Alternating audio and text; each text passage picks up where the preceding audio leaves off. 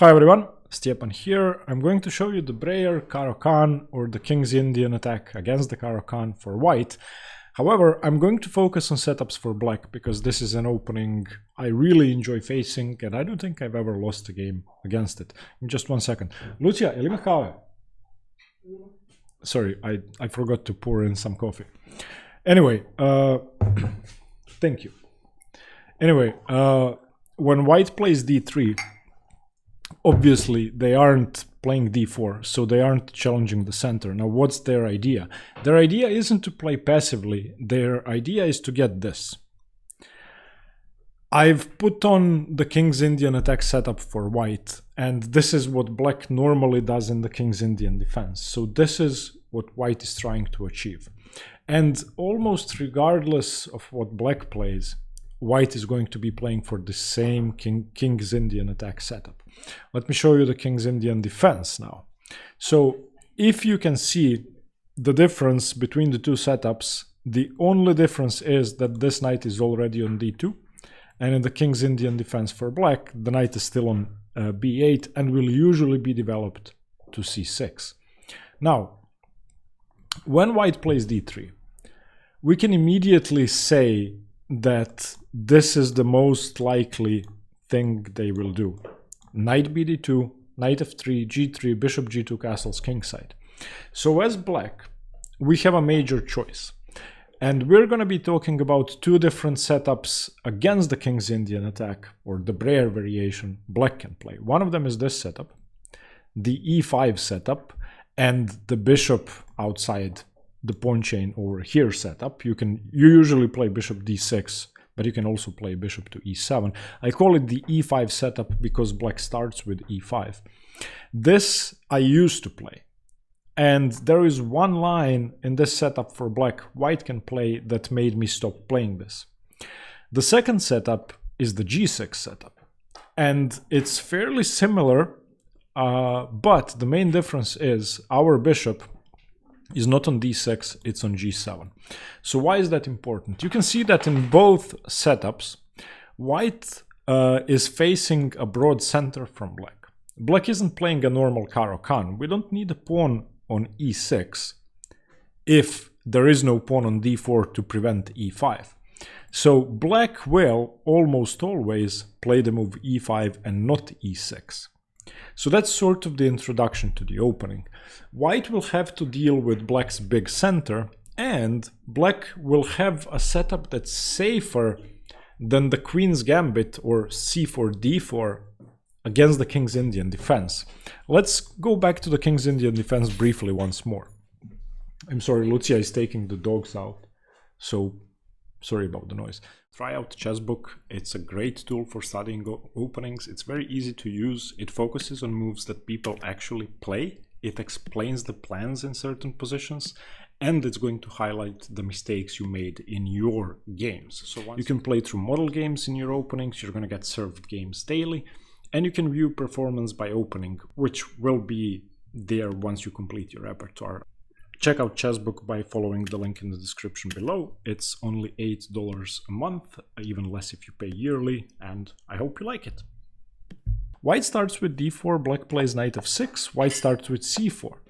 And now, of course, black can play the Budapest, the Grunfeld, the King's Indian, the Benoni, whatever, the Benko. There are a million different openings. But if we reach a normal King's Indian, you can see that this pawn is on c4. What does that mean? d4 isn't sufficiently defended. So white usually advances with d5, exchanges on e5, and usually is forced to make a choice very early on.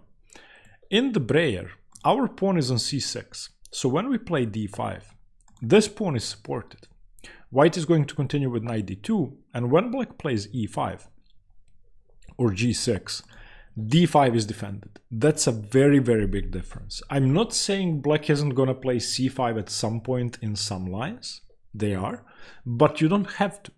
And if white ever exchanges on d5, you get this strong pawn duo in the center. Okay, now let me show you the main setups and the main variations in the opening. The coffee is still very hot. So white plays d3, knight d2, and e4 on the first 3 moves, black plays c6, d5. At this point, black has a choice. As I said, the choice is between e5 and g6. I used to play e5, now I play g6, and with g6 I only have wins in tournament games, believe it or not. Why don't I play e5 anymore? Well, against e5, white is going to go knight gf3, you're going to go bishop d6. We are going to try to complete that setup we looked at a minute ago. However, white doesn't have to play the King's Indian attack. And white has a very, very aggressive option here, and that's d4. So when they play d4, the game is completely equal. If they play the normal King's Indian attack, or if black plays the g6 setup, black always has a slight advantage, not only according to the engine, but more importantly from a human perspective, black's position is way easier to play. After d4, you have this tension between e5, d4, e4, and d5, and if we imagined all 4 pawns getting traded off, there's really no way either side could have an edge, which is why this usually ends up being equal. For example, e takes d4, e takes d5, c takes d5, knight takes d4, knight c6 is one option. This is close to the Petrov, let's say, structure, which I sometimes play with white. Alternatively, black can avoid having an isolated queen's pawn, but this is the way I used to play for an advantage with black. So this is why I don't prefer e5. However, against e5, white can go for the same King's Indian attack setup. So g3, knight f6, bishop to g2, both sides castle. Okay, rook e8, you want to support e5, rook e1, knight bd7, you keep supporting e5. So white can go for that. Now you can see the typical King's Indian setup for white and our e5 setup for black. Okay, this is one thing. The alternative, as I said, is g6, and I love g6. Why? Because white is going to have less space, weirdly placed pieces, no typical King's Indian ideas. If you go back to the King's Indian defense, you will know that black's main idea is to play f5, start an attack, and so on and so on. So after castles, knight c6, d5, the knight moves away. Black breaks open the center. This isn't going to work well against our g6 setup, simply because g6 is sort of like playing the fianchetto variation against the King's Indian defense, making this attack far less powerful. But we also have a pawn on c6, which means that we are preventing easy kingside attacks, and we have a secure d-pawn. Okay, and that's a huge upside, which is why g6 positions always end up being slightly better for black. Now let's get into the theory. I want to go over g6 first because I love that setup. So e4, c6, d3, d5, knight d2, g6, forced almost. Now here white can play with g3 or with knight f3. They are going to play both. So let's say knight f3, bishop to g7, g3. Now we play e5. White plays bishop g2, and of course we don't play knight f6, losing the pawn. We play knight e7. I'm going to try to explain what this knight does. Firstly, it supports d5, but more importantly, it keeps the bishop wide open and it prepares f5. In many lines, black is going to advance with f5 and try to attack white on the king side. I'm not saying you have to do that, but you could. Now, the typical way to develop the other knight, and I want to talk about this before we get into any move orders, is to play bishop e6 first, and then knight d7. However, there are some variations in which you may be forced to play knight d7 first, in which case, don't be alarmed, you can develop the bishop to a6, or you can develop it once you move the knight. As a general rule, you don't want to be running into knight g5. So if you want to play bishop e6, I would advise you to play h6 first. However, try to play h6 before white manages to set up any sort of battery along the dark squares, because then you lose a pawn. So that's just something you need to think about later on. So white castles, black castles. Now white has a major choice. From here, rook e1 is the main move, and I always say we don't react in the center until white is threatening to win the e5 pawn.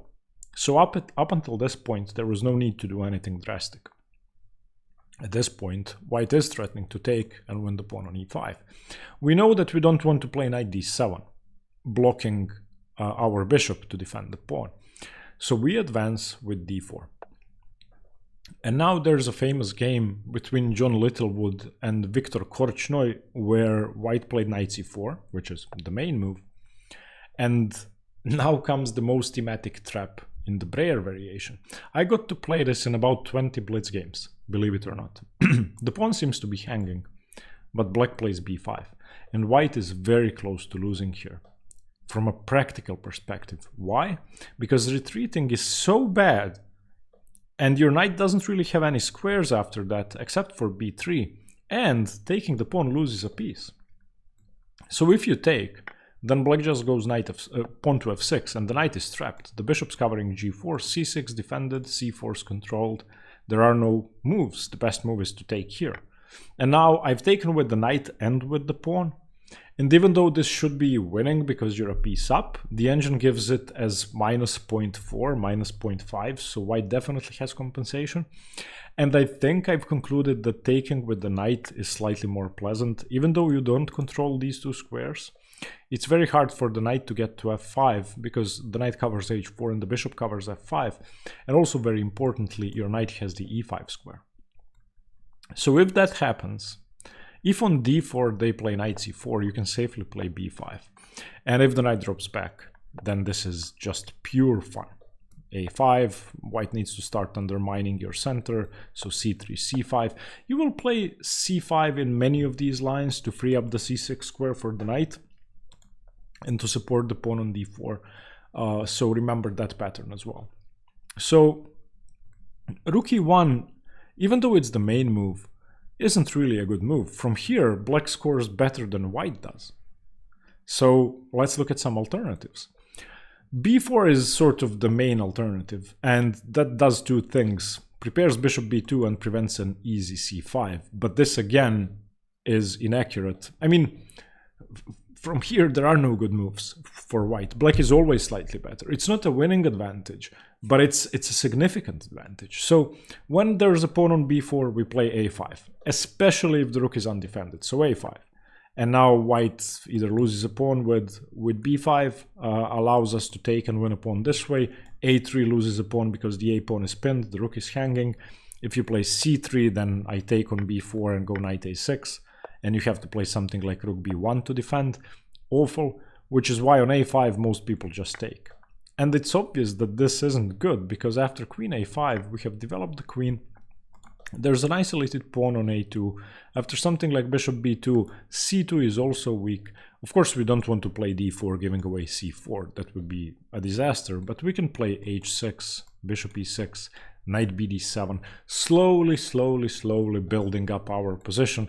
At some point, white is going to release the tension here. And once again, you can see the advantage of having this pawn on c6. We aren't obliged to play d4 because our center is secure, so this bishop is far less effective. Alternatively, if not b4, I think one of the best moves for white is c3. And that's the only move that should be equal. In my opinion, it's non-committal, it supports d4. You may play b3 later on if you want to. You may play c4 later on if you want to. You may play d4. You may exchange on d5 and continue with c4. So this is a very flexible move. It prepares queen c2 in many lines.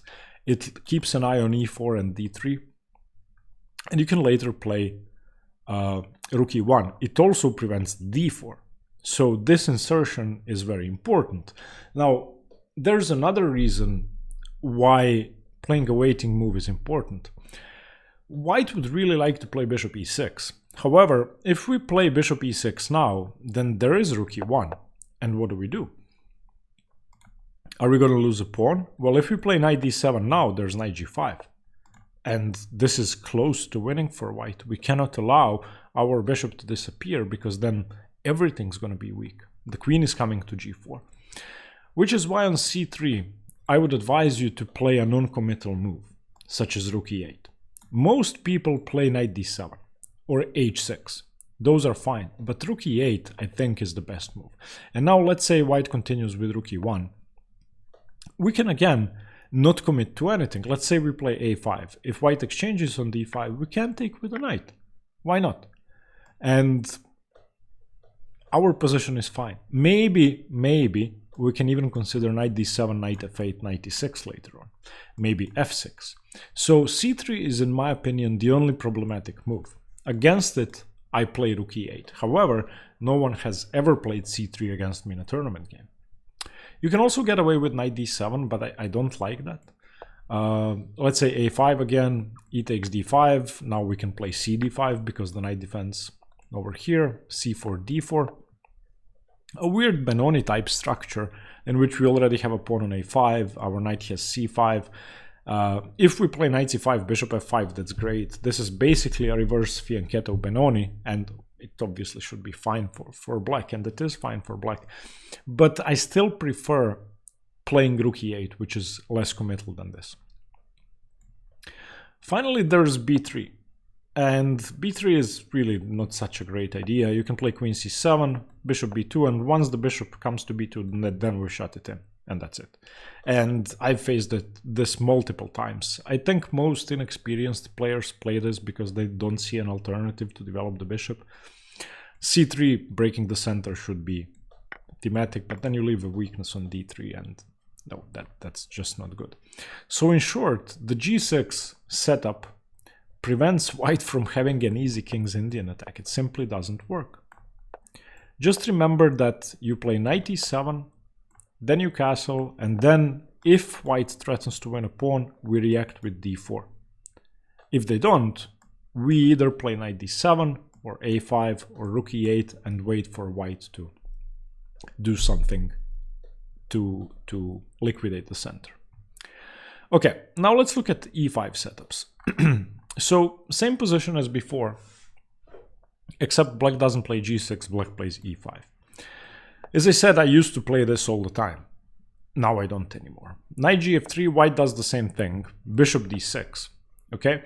And now white chooses between the King's Indian attack and taking on d4, or playing d4 and liquidating the center. If they play the King's Indian attack, black is once again fine. You just don't have a bishop on g7, and I think this is slightly more risky compared to the g6 line because f4 can actually be annoying. Bishop g2, castles, rook e8. White has many moves here, b3, c3, h3.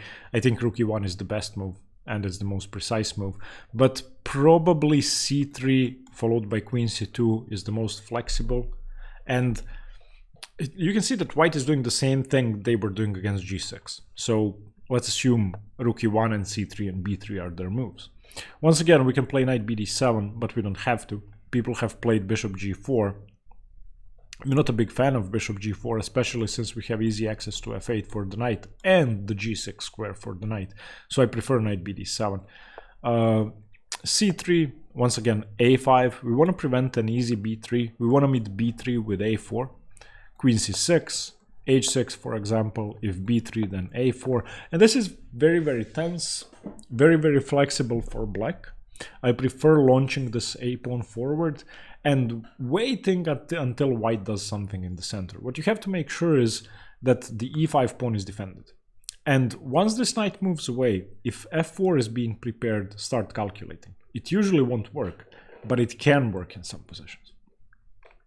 So if they play g3 and the normal setup, e5 isn't any worse than g6. And it's perfectly fine. The problem is d4. Against d4, you don't have an advantage, and it's very hard to play for an advantage. So e takes d4 is by far the best move. I don't even know what else to suggest. There has been one game with queen e7. That's just a weird move. So we take on d4. And the main issue here is that white has many moves. Okay? I think knight d4 is a bad move because it doesn't liquidate the center quickly enough, and it gives us a lot of play. We can play knight f6. most people are going to take on d5, and now we can simply castle and give up a pawn. Why? Well, if d6, we can now play bishop c5. And you can see that there could be trouble here. If, let's say, knight b3, then knight c6, and this knight is immune. This knight is attacked 3 times. If knight c6, then it's game over immediately. Bishop takes f2. You lose the queen. If king e2, then rook e8. And if bishop e3, we just take. Oh no! Wait. Do we take on bishop e3? Rook e8? Maybe we have something better. Oh no, we can play queen b6. We can play queen b6. Yeah, okay. So stuff like that could happen. So on e4, white shouldn't take with the knight because black builds the initiative. But most people aren't going to do that anyway. Most people either take on d5 or play bishop d3. Bishop d3 is white's attempt to have an active position. So let's look at that first. If bishop d3, we play knight e7. Don't lose a piece with knight f6. Okay, so knight e7. Now e5 isn't good because we have a retreat square for the bishop. Castles, knight takes d4, bishop c7, saving the bishop, saving the pawn, making everything safer. Here, queen takes. Symmetrical pawn structure. White has a very active bishop, but we really shouldn't have any trouble, and black has active bishops too. So if black reacts correctly to bishop d3, white doesn't really have any sort of advantage. The engine gives this as 0, 0, 0, 0, 0, 0, 0. White's most common move is e takes d. And now black has a choice, knight f6 or cd. I really prefer cd. And white is going to take on d4. And now we play knight c6 going into this IQP position. White can now play knight b3 or knight f3. I think knight f3 is slightly more common. Knight g7, bishop e2, and castles. I've had this position multiple times. And I kind of like it. Even though we have an isolated queen's pawn, I don't think black can ever be worse, because this pawn actually does a lot of work. Something like h3, bishop h5, we'll have a bishop on g6, this bishop looks great. I remember winning one online training game with rook c8, bishop b8, and playing a6, queen d6, and my opponent was forced to play g3, after which I managed to exchange knights on f5 when my bishop was on g6, and then I was on the h3 pawn. So that's just one attacking idea, but this is, I think, the ideal scenario for black when white plays d4. And you can see that this is definitely not as fun as the g6 setup. The g6 setup is more solid, more flexible, gives you a lot more options, and basically it's easier to play for a win in the g6 setup, which is why I think everybody should play the g6 setup. Let me know what you think. I tried to make this I try to show ideas and not theory to make it easy to watch. Let me know what you think about this approach. Stay tuned for more chess. Bye-bye.